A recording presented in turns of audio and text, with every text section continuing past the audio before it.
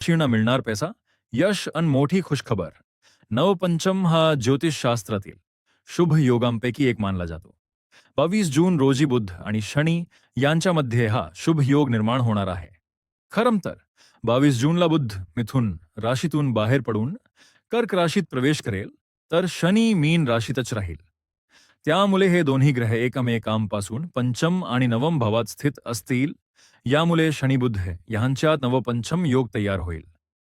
हा योग निर्माण झाल्याने कोणत्या राशींना जीवनात शुभ फले मिळू शकतात ते सविस्तर जाणून घेऊया.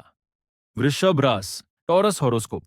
नवपंचम योगाची निर्मिती तुमच्यासाठी खूप लाभदायक ठरू शकते. कौटुंबिक जीवनात आनंदाचे वातावरण राहू शकते. तसेच करिअरमध्ये प्रगतीच्या संधी मिळू शकतात.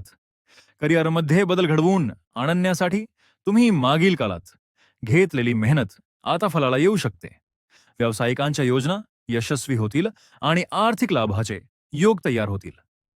परदेशाशी संबंधित व्यवसाय करणाऱ्यांना मोठे यश मिळण्याची शक्यता आहे.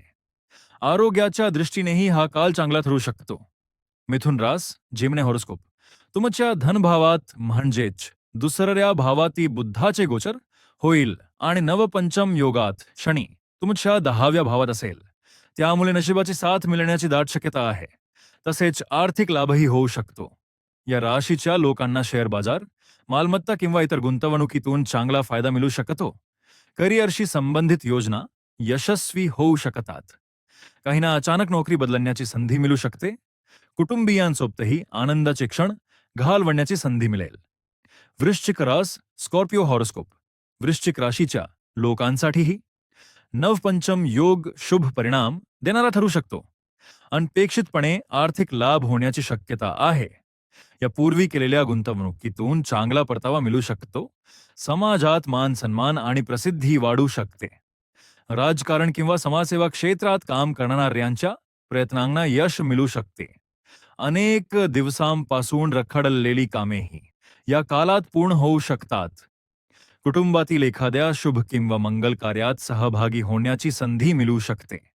तसेच संततीकडून आनंदाची बातमी मिळण्याचेही योग आहेत.